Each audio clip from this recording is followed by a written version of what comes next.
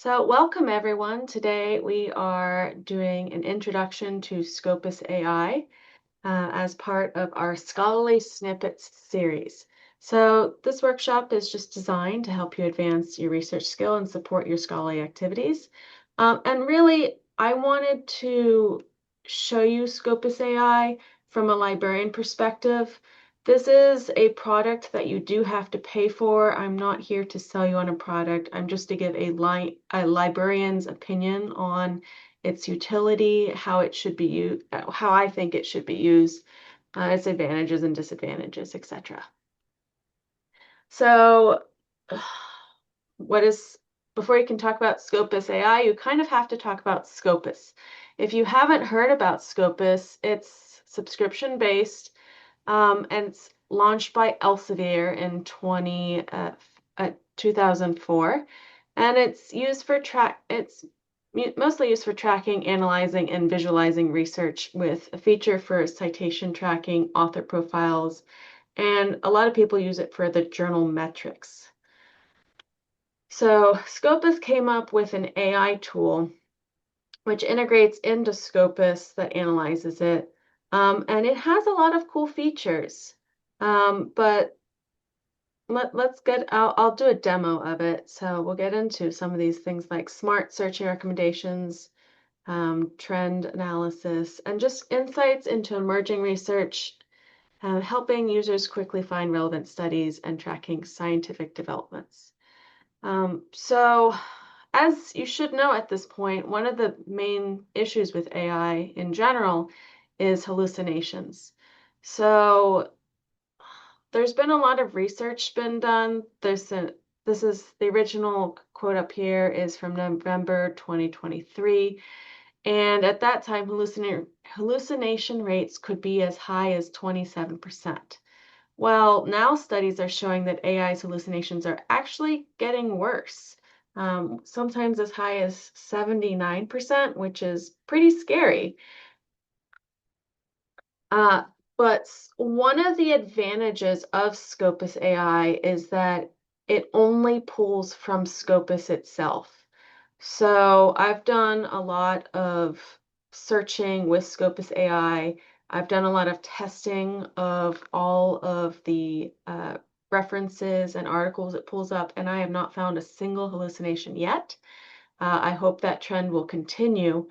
And they're doing it by only training their AI on Scopus. It should only pull up Scopus content. So that is a big advantage of using Scopus AI. And another really nice thing about it is it shows its workings. You can use ChatGPT and it may not show you its how it is analyzing, how it is searching. You can get Scopus AI to show you it uses Copilot specifically. And it just has that level of transparency that I really like. And sometimes it actually will tell you how confident it is that the response answers your question, which I have only rarely seen it saying it not very confident, but it does say that. So let me go ahead and go into, so this is Scopus. And I'm just going to say that I want to know about dysphagia, specifically treatment for toddlers.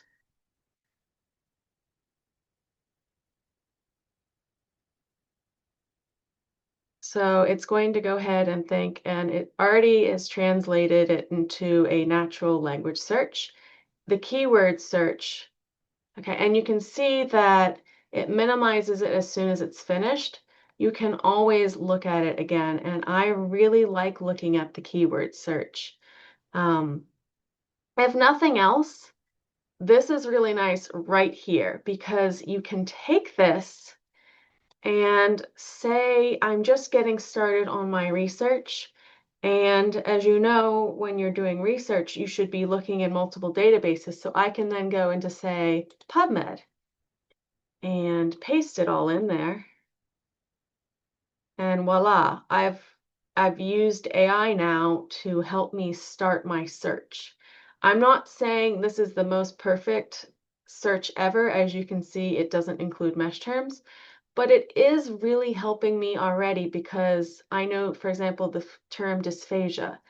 It is already giving me more keywords such as swallowing disorder or feeding difficulty or oral motor. And that in and of itself is really helpful for me as a researcher. So this honestly is one of my favorite things that you can get Scopus AI to do. So continuing on though, as you see with Scopus AI, it's going to give you a summary. So summary of treatments. So here you have things like traditional behavioral interventions with different types. These numbers here are references, and you can always click on them. It's going to give you the abstract. You can open the document details. Here it's going to give you more details, things like the index. And you should always be able to open them. In this case, looks like it's giving me the PDF. So again, I have not found a single hallucination article with using Scopus AI. That is a huge benefit. So moving on, we have our summary of different types of treatment styles, things that are being done. I'm just going to kind of skim, and it does give you a summary here, down here. It is kind of a surface summary, and it's intended to be a surface summary of it, just to get your feet dipping into the water. You can always click on this expanded summary here. As you can see, it's thinking, it's going to give you it just like any AI. And it goes more into depths with all of this information here. And again, as you can see here, every single thing that it's saying has at least, well, this one doesn't, so I just have to, almost everything that it is saying has our citations. And again, you can always click on this. You can open up all of our articles right then and there, highly useful. And then I'm going to scroll back down because I want to show you a few more things. This insight at a glance is highly useful because it gives you a visual representation of the research that's being done. So I'm just going to move this down over here and see here we have our topic, dysphagia treatment in toddlers. Here are the 4 treatment options it's giving us. I guess one's actually assessment and diagnosis. All of these are actually clickable, and it then gives us its own. So say I wanted to look specifically at diet modifications. It is now giving me all of this information about treatment for diet modifications. Again, this is all hyperlinked. And you can see all of our articles right here. Close the concept map. The topic experts is pretty cool. I recently ran into this helping one faculty member who was having difficulty finding articles because there hadn't been a lot published on it. So if you can at least find perhaps topic experts, and it's going to give you how many citations they've had in this, and you can do things like preview their profile, what they contribute the most in for their research. You can click on view full profile, and it will tell you where they are, their Scopus ID, etc. Here's all the documents they have been publishing. Here, I mean, it gives you cited by, co-authors. So if you're really trying to do a deep dive into a topic, see who is publishing on a topic, that is very valuable. There is also this emerging themes aspect of Scopus AI, which I really like because, again, if you're trying to find, um, well, this is interesting. Just close that out because, okay, this is a different format that I'm used to seeing here. Um, I think they're having a bit of an it, of course, the one time you're doing this for a recorded demonstration, they're having an issue here with their formatting. Funny how that works. Let me try just refreshing that. I'm going to scroll back down to our emerging themes. No, it's still the same issue. Okay, they're just having an issue with this. That is not a problem. Emerging themes is basically it's going to give you things like potential hypothesis. So um, I wouldn't necessarily say you should take this one for one. Oh, I'm sorry there. That's got to be hard to read.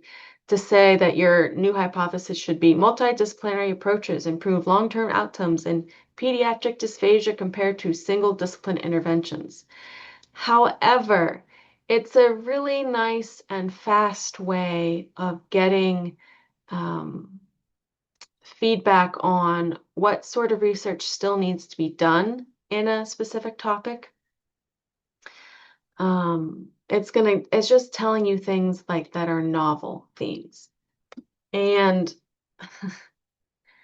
again, if this was working, it would look more like um, this, and then you would get your citations again. But for whatever reason, the emerging themes is just needing a little help today. And then closing out that, you always have a follow-up box, so you can use this go deeper themes. But you can just start typing, and it's just like any AI box where you're searching. So I'm going to ask more on dietary modifications that can help dysphagia.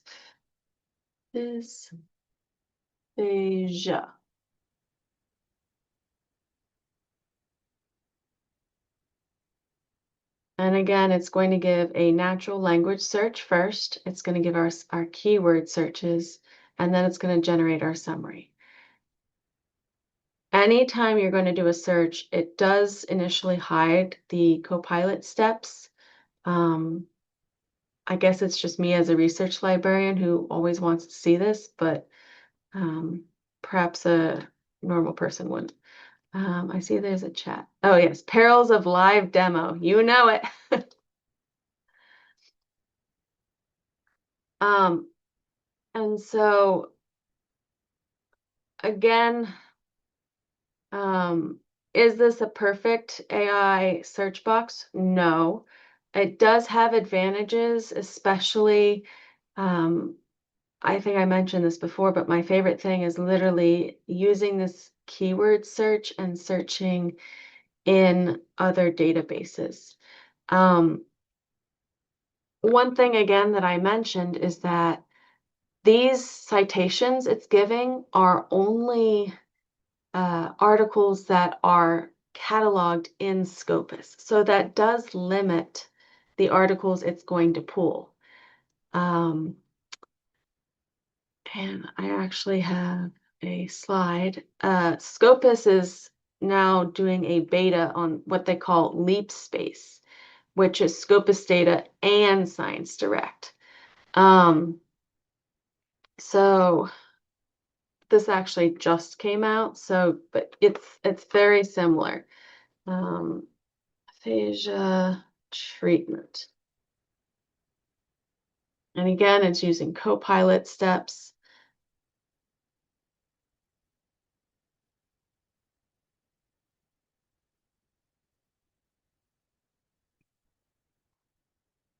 It has our natural language search. It has our keyword search, which again, is minimized as soon as it's finished. Um, and it has here its summary. It's very similar to ScopusAI itself. Again, the biggest difference is that it also pulls from Science Direct, which it's hard to tell from, oh, yep, this is Science Direct because it's Springer Nature. So that is and of itself a worthy addition because it's giving a broader search term. I'm sorry, a broader scope of where it's pulling from. However,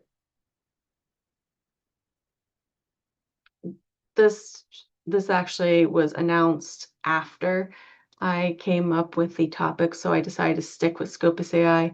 And because this is beta, this is a very quick demo of it. It does also do things like summary tables, though, which Scopus AI does not. So this is something to definitely watch. It is, it's just the main, you can actually access it through here. Um,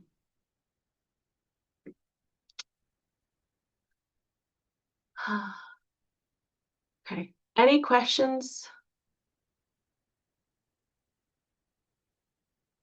Okay.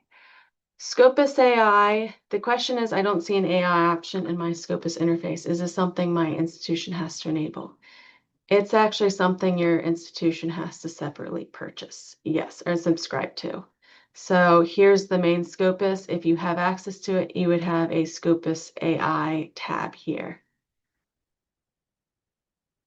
Have you found any differences between searching with natural language versus Pico or other structured searches?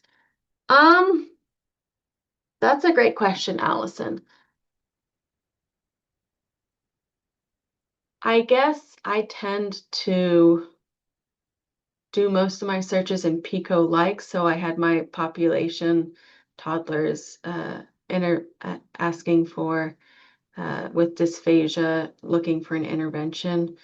Um, hmm.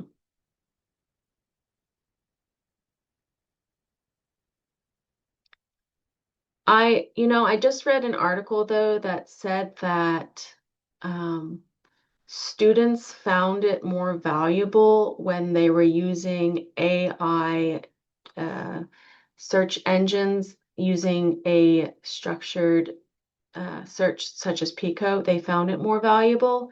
Me personally, no, but that's also because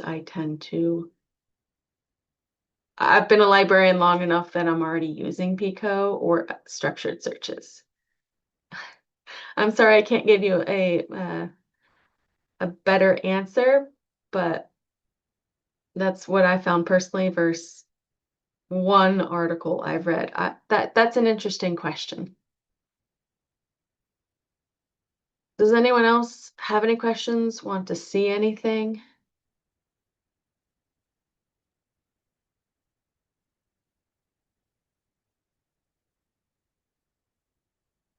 Honestly, I find it's fairly intuitive to use if you, especially if you're used to using any AI search engine.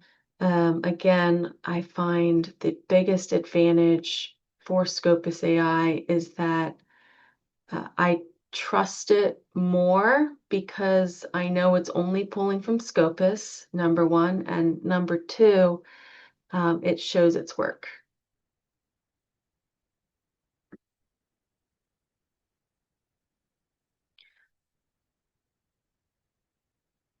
Thanks, Katie, for giving us an article, re Pico and Clear and Scopus. And then we have a question. We subscribed to another Elsevier product, Embase, and we were offered a trial of Embase AI. Does anyone have an opinion about it? And is it similar or comparable to Scopus AI, or are they very different? Oh, now I'm really interested because I love Embase, but I have not trialed their Embase AI.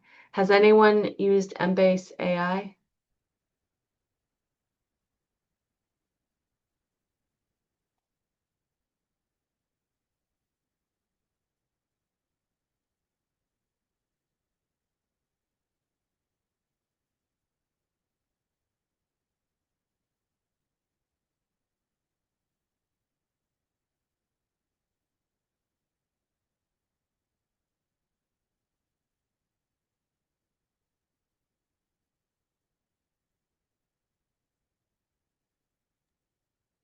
That's a really good point. We have a comment when teaching folks to use this. Do you remind them that it's pulling from Scopus? I think users don't always wonder what's behind the curtain. Yes, I always tell them it's pulling from Scopus for two reasons. One is because for me that's a reliability aspect, and it's why I trust Scopus, the AI Scopus more than others. And the other reason is because I always remind them that every database covers a different, has different breadth of what articles are covered. So, for example, I showed the searching in PubMed. I always encourage my students to search in multiple databases. Um, so in this case, they should know that even if you're searching in one AI database, it does not mean you'll get all the articles you can find.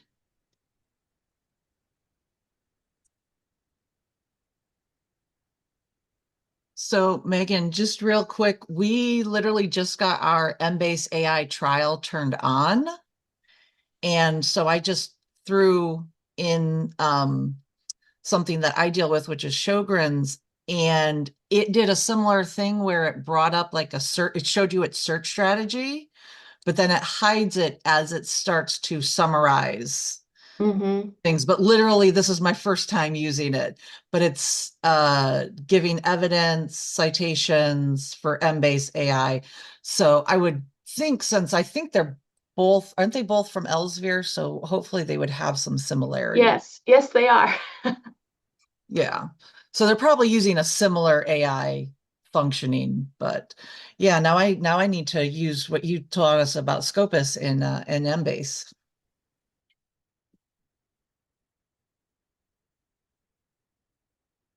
Also, I'm just looking at this article that Katie put in here. This is the exact article I was thinking of. This is actually my boss. So yes, I read it.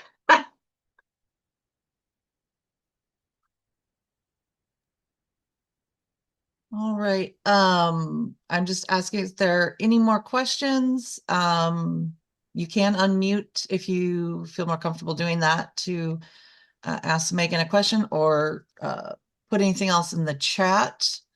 Um, if there isn't anything else, we can start to wrap up. I just want to put the Oh, yeah. information on our next scholarly snippets. Oh, we do have one. Okay. Do I think it's better than a normal Scopus search? Honestly, yes. And let me just show you. So here, I just showed you the Scopus AI. So here, I'm just going to do toddler dysphagia treatment. So, um, a few things right off is I can't see automatically like all my keywords. It does find 26 database, I'm sorry, 26 documents. Um,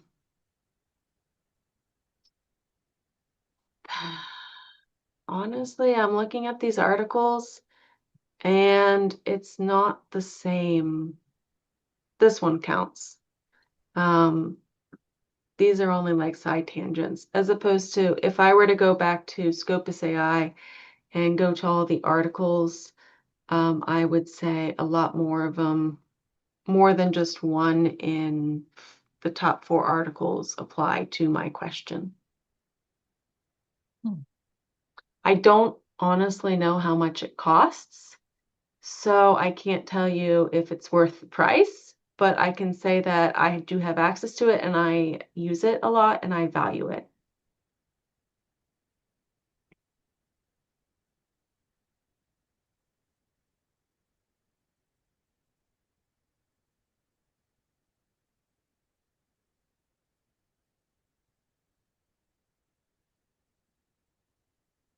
All right. Any additional questions while we've got Megan here? Um, that's actually, I really like seeing that it's like how they're different of the two. using the traditional versus adding in the AI features. Hmm. Okay, so I did put in the chat a link to our feedback form, which you'll also get an email on in a little bit, and our YouTube channel, as well as info on our next one, which is also on using AI to help appraisal for evidence-based questions. So we hope to see you guys then. That'll be on the 18th. Yeah, and any last minute things, I see some thank yous and Thanks for thanks, coming, everybody. Megan. I hope For, it's been valuable. Alrighty, everyone's heading down.